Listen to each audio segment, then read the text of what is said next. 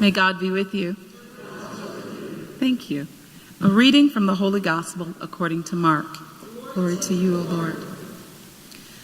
Jesus and his disciples set out for the villages of Caesarea Philippi. Along the way, he asked his disciples, "Who do people say that I am?" They said in reply, "John the Baptist, others Elijah, still others one of the prophets." And he asked them, "But who do you say that I am?" Peter said to him in reply, "You are the Christ." Then he warned them not to tell anyone about him. He began to teach them that the Son of Humanity must suffer greatly, be rejected by the elders, the chief priests, and the scribes, and be killed, and rise after 3 days. He spoke this openly. Then Peter took him aside and began to rebuke him. At this, he turned around and, looking at his disciples, rebuked Peter and said, "Get thee behind me, Satan. You are thinking not as God does, but as human beings do." He summoned the crowd with his disciples and said to them, "If you wish to come after me, you must deny yourself and take up your cross and follow me. But whoever wishes to save their life will lose it. But whoever loses their life for my sake and that of the gospel will save it."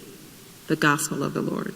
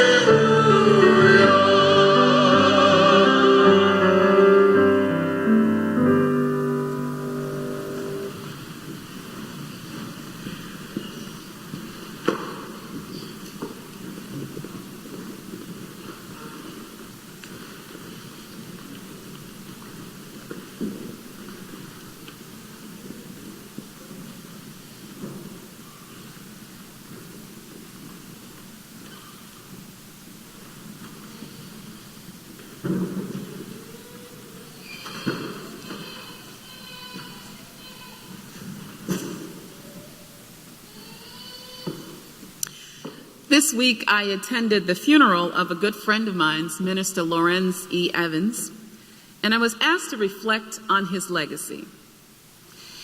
And as I thought about that, I thought his legacy was helping Black people embrace their truest and most authentic identity.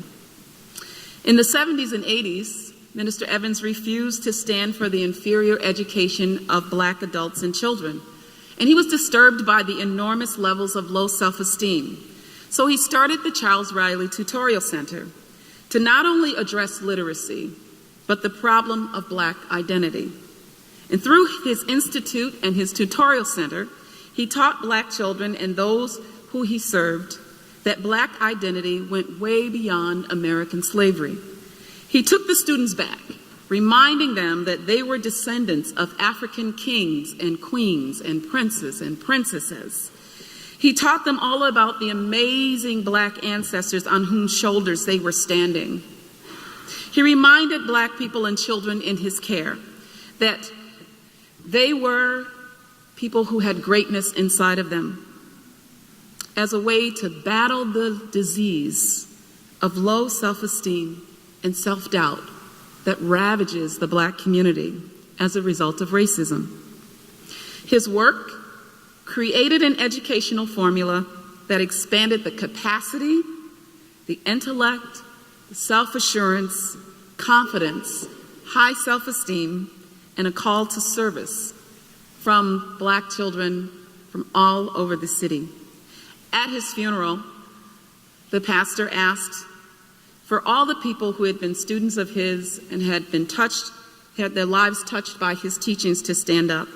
As I looked around and people began to pop up from everywhere, there were Black council members that stood up, lawyers, doctors, community organizers, teachers, bankers, politicians, and community leaders. Understanding their identity led them to a life of service to others. Father Bob Worth, when he addressed the crowd in the audience, he said, "Minister Evans has found a formula that works. We should all go back," he said, "and figure out how we might integrate this formula into our work, into our schools, and into our communities." He understood that our sense of identity was important on how we engage the world. And so in the gospel today, Jesus poses a question about his own identity to his disciples. He asks them, "Who do people say that I am?" Thinking about his own identity. Have you ever posed that question to yourself and wondered, who am I? Who am I really?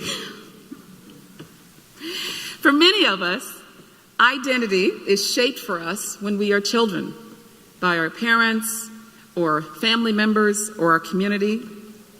Just as Mary and Joseph, I am sure, reminded Jesus every day of the greatness that lied within him, the love that they had for him, the love that God had for him, the call that was on his life, the responsibility that he had in carrying out God's mission of unconditional love and justice in the world. Jesus had a great start and wonderful parents. And yet it is also the reality that there are many children who don't get that kind of a start. They don't get what they need to shore up their identity. They may suffer abuse or trauma. And in those cases, it is God's love and the love we give them that we must rely on for healing and identity. It makes me think of the time that I was working with my daughter, trying to instill a good sound identity into my grandson, Jordan. And so we agreed that I would help her raise him to shape that identity. And so when he was 2 months old, I read him the autobiography of Malcolm X. I reminded him every day of how smart and kind and brilliant and helpful he was. I told him that he had his First Amendment rights to freedom of speech because this is America. So don't you ever lose your voice. We had discussions about the importance of gender equality, that girls were just as capable as boys. We played together and we often discussed current issues. Did I go overboard? Yes, I did. Like a good grandmother. So when he was 4, he was home with his mother. And so she was trying to get him to pick up his room and to pick up his toys. And so he began to debate with her about that. And so she said to him, "Jordan, stop arguing with me. Just be quiet and go do what I told you and pick up those toys." And he turned to her with his 4-year-old self and he said, "I don't have to be quiet. This is America. I have my free speech." He was dangerously growing into his identity. My daughter said, I thought to myself, who are you and what have you done with my son? Several years ago, I attended a women's ordination conference. And as an icebreaker, they told us to pick a partner at the table and to answer this question: who are you in this work of women's liberation and racial justice? Who are you? And of course, we all began kind of at a surface level. And I began that way. You know, I'm a mother and a nurse and a minister, a daughter, a sister, an activist, a Christian.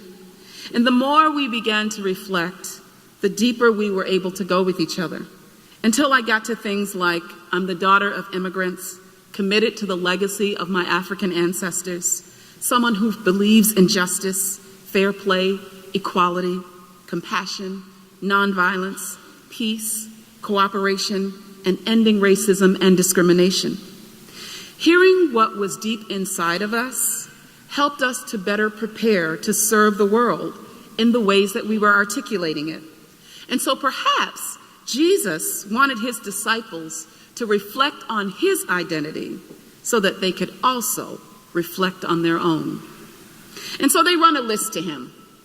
They said, well, some say you kind of remind them of John the Baptist. He's a little wild, you know, he's faithful to God, unpredictable in his thinking. He thinks outside the box. And other people say that perhaps you remind them of Elijah, the prophet, and the messenger of God. And still others say that you may be one of the other prophets. And then Jesus says, okay. But then he brings the question closer to home. And he says to them, but who do you say that I am? Who do you say that I am? Do you get who I am? Is my identity clear among you? Interesting question. Sometimes, depending on what's happening in our lives, it can be very easy to lose sight of who Jesus is and who he's calling us to be. But Peter has this shining moment in the text, and he nails it. He says, you are the Christ. I know exactly who you are. And then Jesus does something strange, and he says, now don't tell anybody about me. And then he begins to teach them about his suffering that he will endure because of that identity as the Christ. So why the shift and the shutting down of that conversation? Perhaps Jesus was satisfied that if they understood him as the Christ who is a different kind of king, the anointed one, chosen by God to serve the least, the lost, the left out, the marginalized, that he could be assured that they would follow the example he was leaving them and that the world would be in good hands. No wonder he transitions to how he would suffer rejection, betrayal, and even death. But he knows that he's getting ready to leave them. But he reminds them that that is not the end of the story. Resurrection is new life and a resurgence of life. New life that will live on in each of them as it lives on in each of us. Because it is important that we know who Jesus is and that they know who he is to be able to attend to the pain and the hurt of the world as Jesus did. And so these disciples reveal a truth to us today. If Jesus is the Christ, then we are the followers of Christ. That we don't follow ourselves, our own politics, or even our own favorite cause. We follow Jesus, the one who loves unconditionally, the one who refrains from judgment, the compassionate one, the one who brings healing to those who are sick, who speaks truth to power, who lifts up those around him and sets them free, the one who believes in us more than we believe in ourselves sometimes. And Jesus' identity is our own. And he knows that he has spent 3 years modeling this way of life for the disciples. And he wants to make sure that they get it, that we get it. This week in the news, you may have read that the U.S. wants to give Mexico $20 million to deport people back to their countries who are trying to get to the U.S. through Mexico. And when I read that article, I thought to myself, this is not our American identity. Our identity is to welcome the stranger. And so if we have $20 million to spend, we should spend it helping immigrants, not hindering them. That's our identity.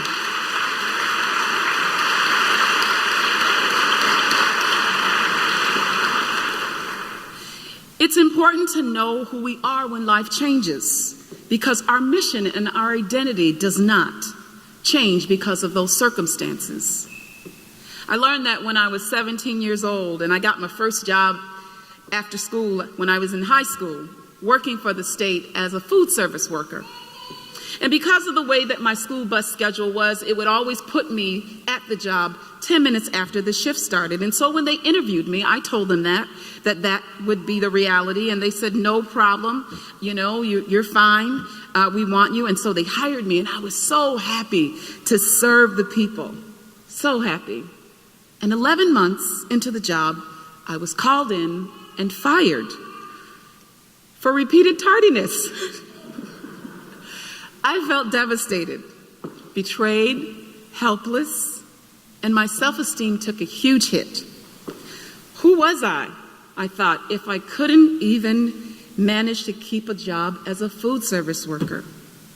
And then I heard the Spirit within say to me, Who were you before you became a food service worker?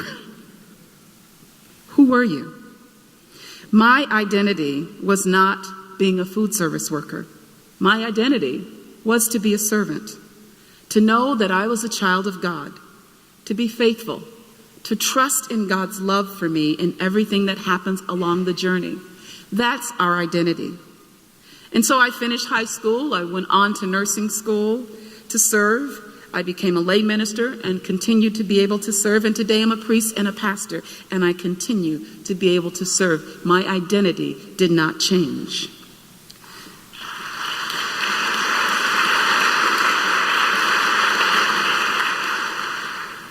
Taking the journey to find out who we are isn't always easy. It wasn't easy for Jesus either. In the face of violence against him, he chose peace and nonviolence because that's who he was. In the face of rejection and betrayal, he chose forgiveness and unconditional love. In the face of suffering, he chose healing and reconciliation. In the face of injustice, he chose justice and inclusion. We too will meet difficulty and opposition as we live out our identity. And we will need to choose what Jesus chose, because we're called to choose these things too. They are as much our identity as they are his. It reminds me of the story of the chicken and the eagle. There was a farmer who happened upon an eagle that was very small. He had fallen out of the safety of his nest. And he was a chicken farmer, so he picked up the eagle and he brought him back to the farm. And he raised him in the chicken coop among his many chickens. Well, the eagle grew up doing what chickens do, living like a chicken and believing that he was, in fact, a chicken. Until a naturalist came along one day to the farm to see if he had heard what he had heard about this chicken, this eagle acting like a chicken, was really true. So he knew that an eagle is king of the sky, and to his surprise, there the eagle was strutting around the chicken coop, pecking at the ground, acting very much like a chicken. So the farmer said to the naturalist, "This bird is no longer an eagle. He now believes he's a chicken because of how he has been raised." Well, the naturalist knew that there was much more to this great bird than his actions showed.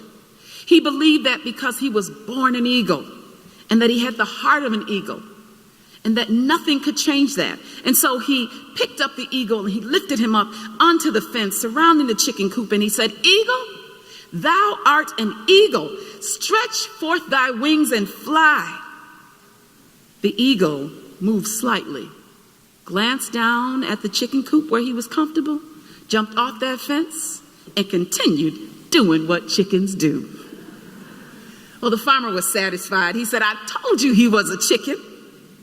The naturalist said, "Okay." So he took the eagle to the top of the farmhouse and he spoke to him there and he said, "Eagle, thou art an eagle. Thou dost belong to the sky and not the earth.